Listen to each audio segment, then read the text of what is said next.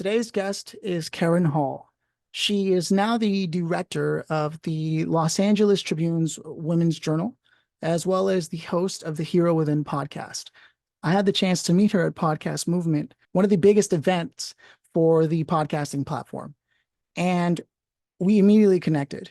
And the reason why I wanted to invite her to the Strategic Advisor Board podcast was because I know many, many entrepreneurs who are in the Strategic Advisor Board who happen to be women who are out there hustling day in, day out. And I thought, well, with what Karen is doing in her work with the Women's Journal at the Los Angeles Tribune, it makes perfect sense to invite her onto the platform, tell her story, and then bring her to you, hopefully to connect each other. So without further ado, Karen Hall. Okay, Karen, wow, I'm very grateful that you took the time to stop by. Funny enough, we got a chance to meet at Podcast Movement in the strangest of ways, is what I should say, because it was at a Latin American event within Podcast Movement. And yet we happened to hit it on just fine. We got along just fine, and we traded information, and here we are. Reason I'm stoked is that a lot of people in this community in particular do happen to be entrepreneurs who happen to be women who are looking to break that barrier, as they say, that ceiling that is often something they come across. So before we get there, though, I want to give people some context and some background about who you are. So maybe we could spend a couple of minutes just sort of understanding how it is you got to the Los Angeles Tribune and how you're hosting your podcast, The Hero Within, how all that kind of came together. I know it's asking a lot, but maybe we can start with just some of the top pivotal moments that led you here. Okay, well, as far as my entrepreneurial background, I started selling newspapers when I was a girl, and I was earning my own money to buy my own car and to pay for college and everything. And I realized that I kind of liked, meeting all the people and doing all the things. And then my husband and I bought a bankrupt business and turned it around. And I was in charge of marketing and sales. And so I found out that I really loved meeting the people and finding out how I could meet their needs and how I could serve them. And I used to think of sales as icky. And then I realized actually sales is really kind of fun. It's just meeting a new friend every day and finding out, how I could help them. And then I started doing life coaching, and I started coaching entrepreneurs and sharing with them some of the mindset work that I had already just kind of fallen into. And I couldn't believe the correlation. It was just so interesting, overcoming the fears and overcoming limiting beliefs and how that kept you, in a different energy, like you could be taking from the person instead of giving to the person. And so I saw transformations in my clients, which was so exciting. About the same time, I started my podcast, which is called The Hero Within, because I believe that we all came to this earth with a light within us, with inner wisdom that sometimes gets clouded by things that we go through and we forget who we really are. And so I thought if I could help people connect with other people that have gone through challenges and how they've found hope and how they've overcome, I could help other people just like I needed help when I was going, and I still need help when I'm going through, hard times. I like connection. It's just like air for me. I don't like it. I need it. It's vital. So that's how I did the podcast. And then the Los Angeles Tribune asked me to come on as the managing director of the Women's Journal, which will launch June 1st. And so they kind of wanted the same thing, to have inspiring true stories of women who are making a difference in the world. The Los Angeles Tribune wants to uplift the world, and they want heart-centered women who are serving. And so they said, that's kind of what you're doing on your podcast. And so it kind of just transfers over to the same thing that I'm doing with the Tribune, and then speaking, as well. No, I think it's important what you've done, especially what you just said about even though you've come this far, you still need the clarity, the support, and the growth. That's just a true sign of an entrepreneur, is the never-ending quest for development and improvement. It's no secret that you cannot continue to grow your business if you don't continue to grow yourself. So it's refreshing to hear that coming from someone that's already doing so well. With that said, I'm really interested about the launch. I had no idea it hadn't even launched yet, the Women's Journal for the Los Angeles Tribune. What's your vision for it? So our vision really is to find those heart-centered women out there that are striving to serve other people and to make a difference in the world. And sometimes people think, well, that means they have to be the CEO of a startup company. but it's anybody that's making a difference. It could be in a quiet way. It could be, within her own circle, but it's women that are serving. And we really are focused on uplifting the world. And so in any way, however they are doing it, it's just mostly what the energy that comes from the heart.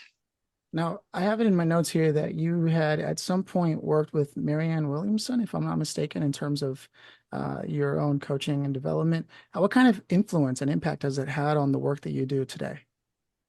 I just love Marianne Williamson. So I started reading her books in the 90s. My first book that I read from her was Return to Love. And I had been going through some challenges in my own life where I'm a highly sensitive person, I'm an empath, and I was getting my feelings hurt and just feeling kind of stuck. I didn't know how to work through that. And I had barriers to love because of that. And when I read her book, oh, it just was like, it was like connecting with heaven for me. It was like, oh, I remembered my divine identity. And then I remembered your divine identity. And it changed the way I looked at the world and the way that I looked at people. And so then I started reading more and more of her books. And I also read The Course of Miracles, which is what she bases Return to Love on. And I started doing the work there. And then I got a life coach and I became a life coach because of that. And then I certified under Marianne Williamson as a spiritual life coach. So I got to work directly with her and face to face, I mean, online, but I got to, directly communicate with her. And I just wanted to give her a hug every time I interacted with her. My heart would just leap. And that's a strength of being an empath. I'm glad that you brought that up because I also have it in my notes that that's some of the stuff that you lead with is the idea of empathy. Can we go into that a little bit more? Because it's true. There are a lot of people who in this world try to navigate it the same way others do. And that advice that is usually given to others isn't going to work for someone who's an empath who takes a lot of others into themselves. So maybe you could Right. open up about that. Sure. So I didn't really know I was an empath. I knew I was sensitive. And so I was born 2.5 months premature, and I was in an incubator by myself back in those days. They didn't let the mother hold the baby or the father. And my mom couldn't feed me or anything. So I spent that whole 2.5 months all alone. I was 1 pound, 13 ounces shortly after birth. So about the weight of a grapefruit. And I felt very alone. And as a result, when I was going through childhood, I had a lot of fears that I had to overcome. And being so sensitive, I felt things very deeply, very, very intensely. And other people would get their feelings hurt and they'd get over it really fast. And I would look at them and think, how did they do that? I always wanted to be like that. And when the song, Let It Go from Frozen came on, I was like, that's my theme song for my whole life. And so one of the things that was very interesting for me was it was very easy for me to have empathy for other people. And I could see when someone was hurting, I could sense when they were hurting, and I naturally reached out to them.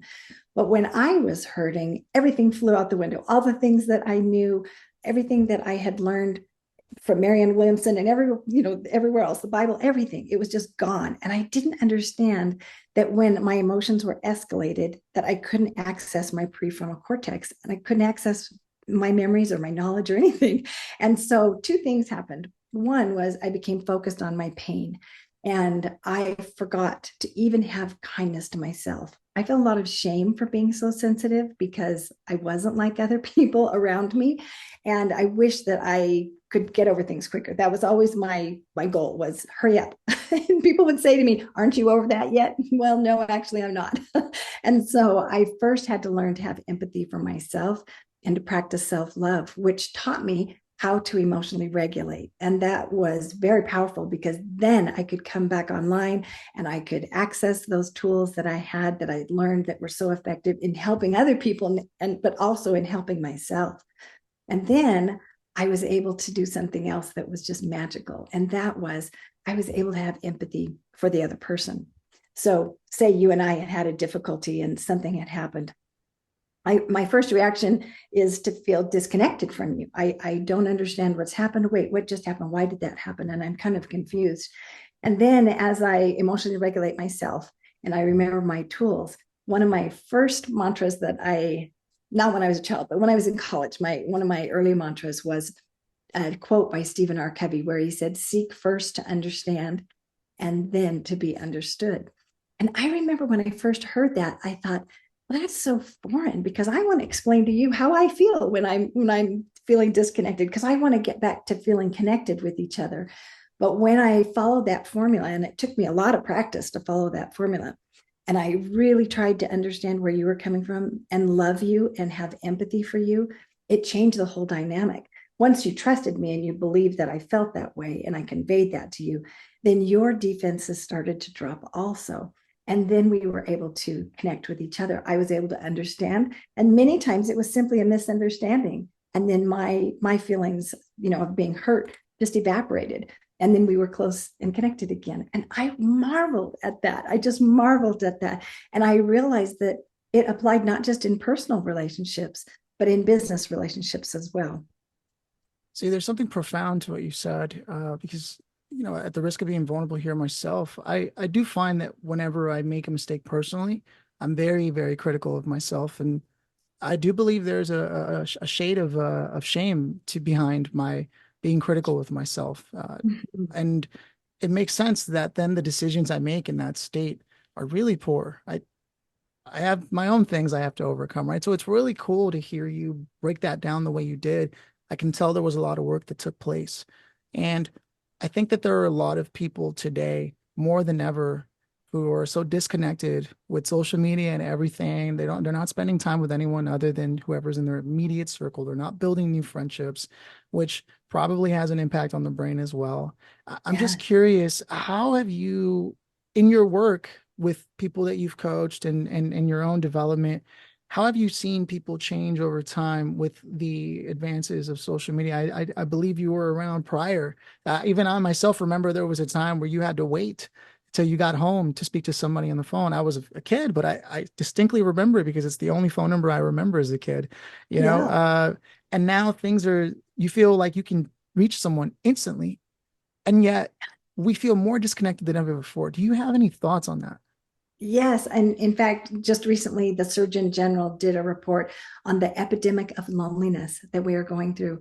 And loneliness is not just emotional, it affects us physically, it affects our physical health, which was fascinating to me to find out about how there was a greater risk of heart disease and all kinds of diseases and death if we were lonely. And it reminded me of the studies of babies that were done in orphanages.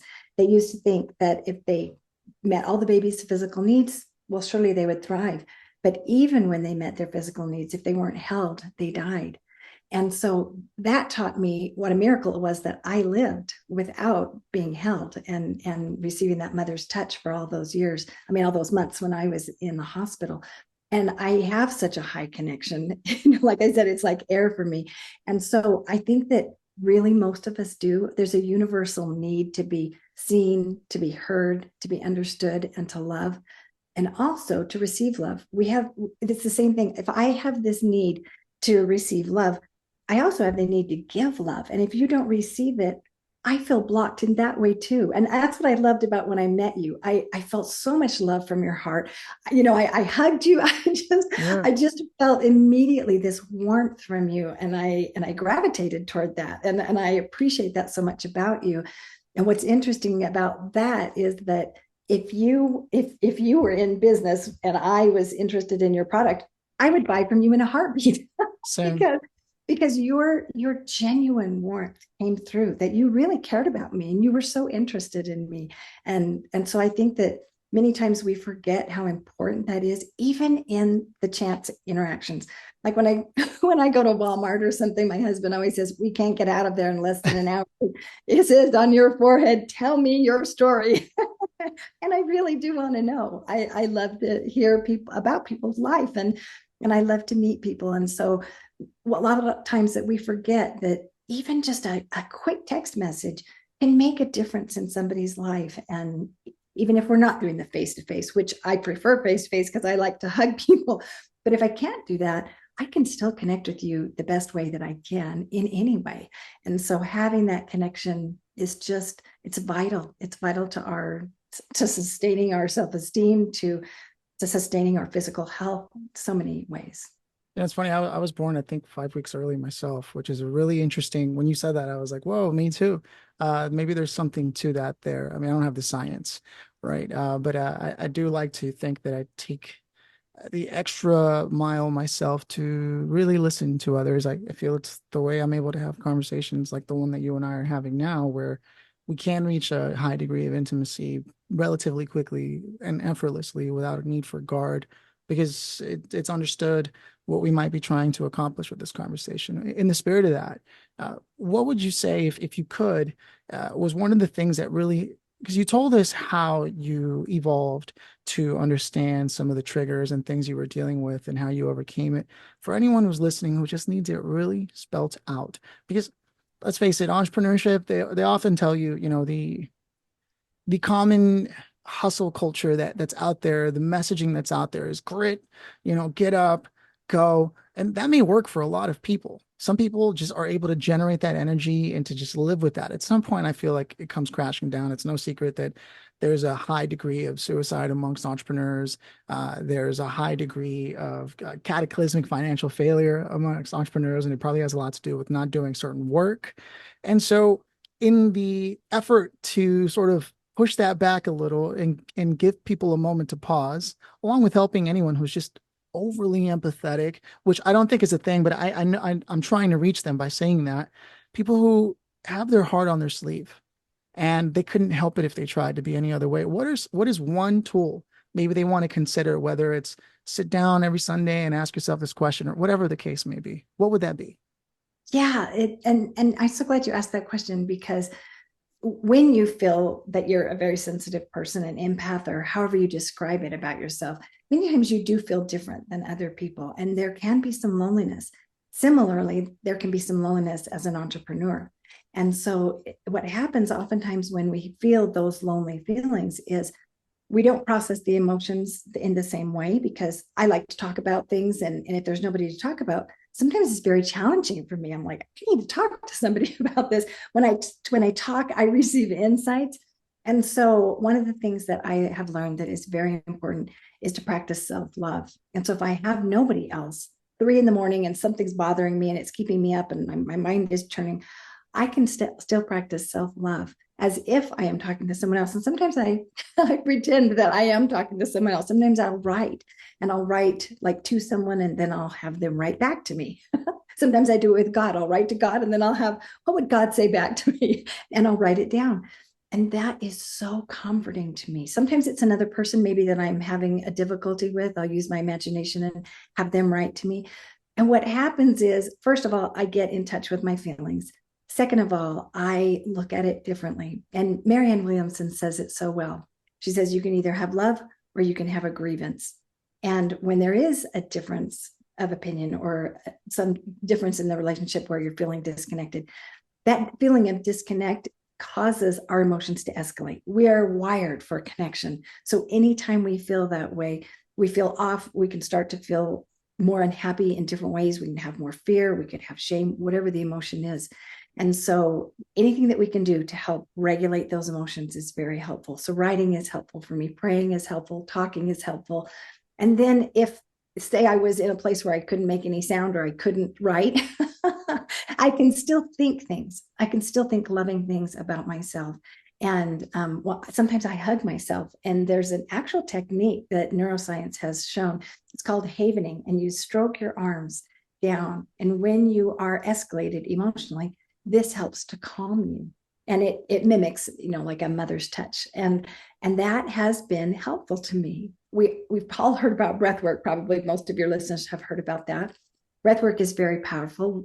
In my day, we used to say count to 10 before you do anything. So taking that pause, counting to 10, but breathing in deeply, and then exhaling deeply. I used to think, well, it's just because you're pausing, you're breathing deep and you're pausing. But then neuroscience taught us, no, what's actually happening is you're mimicking being safe. And so when you're safe, I don't know if you've ever seen like a child right before they fall asleep, they let out this heavy sigh, or a dog. I mean, our dog used to always do Yeah. that, go around in circles, then it finally lay down. That's because it felt safe enough to go to sleep. And when we feel unsafe, if we're escalated in our emotions, we can tell ourselves, our brain, that message that we're safe by breathing in deeply, holding our breath, and exhaling deeply. And in addition, we can exhale with noise. So I don't know if you've ever been to a breathwork class, but they'll breathe in and then they'll go, oh. And when I first heard people do that, I laughed, and I thought it was just like a haunted house sound. It just was funny to me. So that de-escalated me just because I was laughing. But also, we're actually massaging the vagus nerve in our body, and so we're sending our brain the message that we're safe, and then we massage our vagus nerve to calm us additionally. And then when we are more regulated emotionally, then we can tap back into our prefrontal cortex. We can tap back into empathy for the other person. We can look at this. Then we're able to look at the situation differently because we have our brain is more open. Another thing that Marianne Williamson says is that she says, ask yourself, are you willing to look at things differently? And so when I'm in a situation and I think that I'm sure that it's this way, but I ask myself that, are you willing to look at this differently? And then I remember that's when miracles happen, is when I can see you differently. I can see me differently. I can see the situation differently. And then things are different. I love that. We have to be willing to embrace that it can be different. And then it's very interesting. It reminds me of the Om that maybe some yogis or Buddhists also practice in relation to the vagus nerve that you mentioned, and then the havening that you mentioned. Very reminiscent of like neuro-linguistic programming and the tapping, and just there are things, there are Yeah. tools, and I'm grateful that you shared them, especially from your perspective, given the work that you've done. In the essence of time, I want to be respectful here. I want to be able to get to the idea of the hero within and what you're doing with that.